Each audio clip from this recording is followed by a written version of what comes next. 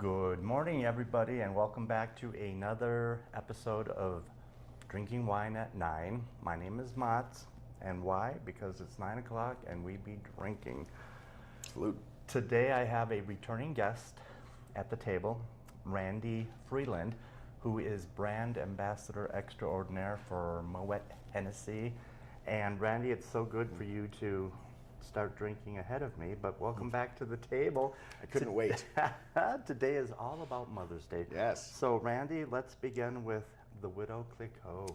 So also a mother, since mom's first in our hearts and minds this weekend, of course, Right, Mats. right. Veuve Clicquot was first in many things, including Yes. the first vintage champagne, the first rosé champagne, and basically kind of the first modern style champagne as we think of it, because they created the riddling process. Yes, and she also created the flute.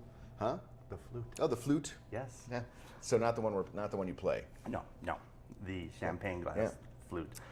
Everybody knows this brand. It's so iconic Oh, yeah. and it's so reliable. Started in the 1700s, her and her husband, and she's just a pioneer. There's a book out there. Oh, great book. It's so amazing, so amazing. You have to read it. It's I've not yet seen the movie. I have seen the movie. Have you seen the movie? Okay. The book is better, but it deals with the life and times of the Widow Clicquot, and it's just so worth the trip. Absolutely. Aside from that, Randy, tell us about the champagne we're drinking. So the juice that we're drinking, Clicquot wants to put forward the power of Pinot Noir. So this is always going to be between 45 to 55% Pinot Noir, depending on the year, because they're trying to create consistency across year to year, of course. Sure. But it's also up to 40% back wine, so up to 40% reserve wines, which lends a lot of richness, and spends 3 years in the bottle, which is more than double what is required by French law. So it is very expressive, very bold style of champagne, and probably your mom's favorite champagne. Yeah, it's just such a staple, and usually it's on sale at Argonaut. Miss Sheila does justice to the Veuve Clicquot, and it's just a Chardonnay, Pinot Noir, Pinot Meunier, gorgeous. No matter how many times you open the bottle, for what occasion you open the bottle, it's always consistent. Oh yeah, always consistent. Always going to be great, and always going to please. Always going to be a crowd pleaser. Right. Just easy to make everybody happy. Absolutely. And I would pair this with oysters and ceviche and potato chips and fried chicken, everything that's... Anything fried. Yeah. Oh Yeah. Charcuterie. yep. Something Charcuterie. salty. Yep. Yep. Salty, fried, perfect. So let's go on to the United States. Yeah. So we're doing a little trip around the world. Went from France, now we're going to the United States, but made by a lovely young French lady named Pauline Lotte. She was born and raised in Champagne. Same exact grapes, just not as predominant on the Pinot Noir. And just a beautiful, magnificent taste. It's dry. You get pie crust, pie dough, a little brioche, some toasted hazelnuts and biscuits. It's just not as good as the Clicquot, but Just different. and more affordable. Yep. Oh, way more affordable. Yes, And that's yes, the best yes. part. Yeah. Because I like drinking, but I like drinking and saving some money too. Absolutely. But just the whole fruit profile is a little different because it is a Napa product. Sure. And so you get warmer days. You still have the cooler nights keeping the acidity balanced, which is great. But those warmer days really give you a lot of fruit forward. And this is only 12 months on the lees. Okay. So it's not as developed in the yeasty characteristics that you're looking for in champagne. And California's not trying to make champagne. California is making sparkling wine, California sparkling wine. It's a different product. It's not a replacement. It is for different purposes. Sure.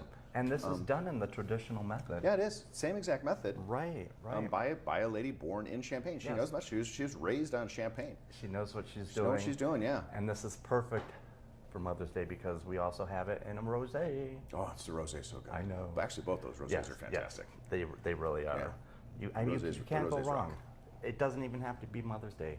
You can just open up a bottle when you have friends over, get the party started, just relax, kick back, and treat yourself because you're worth it.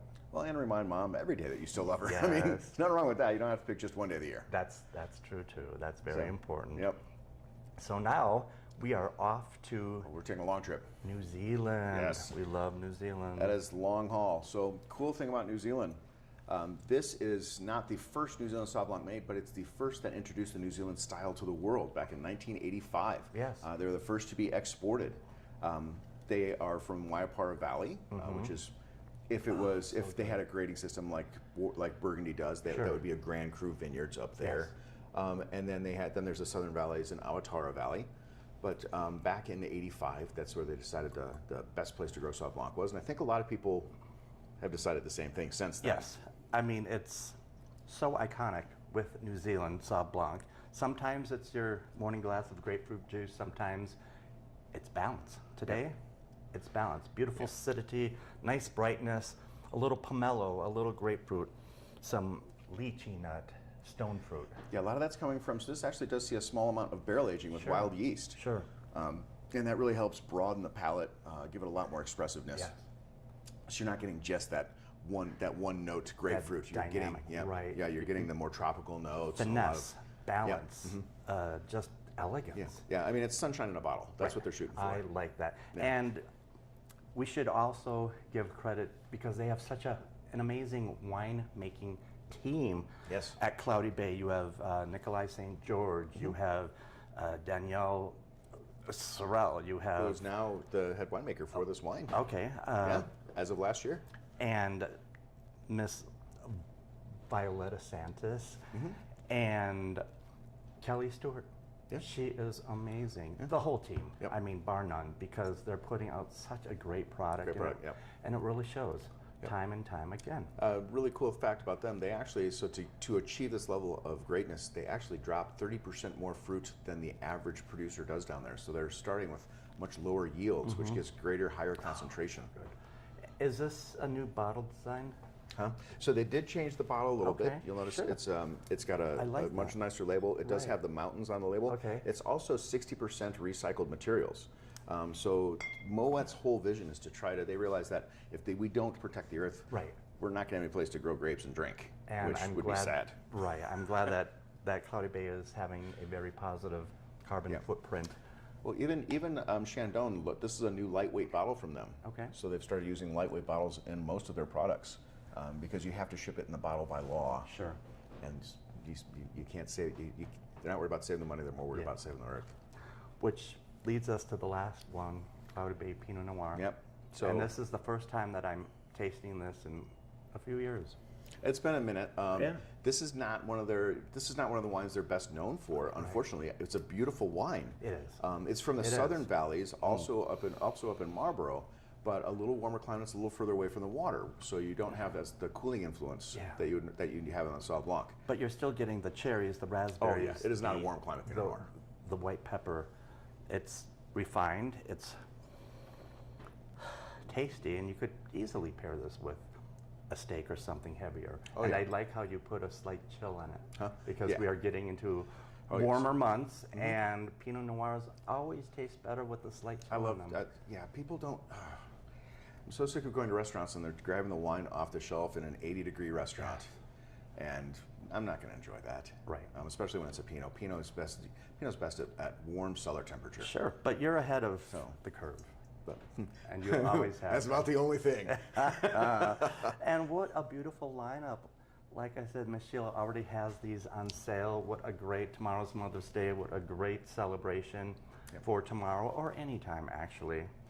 And Randy, I can't thank you enough for introducing us to these beautiful, beautiful wines. So grab your glass, my favorite toast. May all of your pains be champagne. Thank you very much. Likewise. Cheers. Cheers.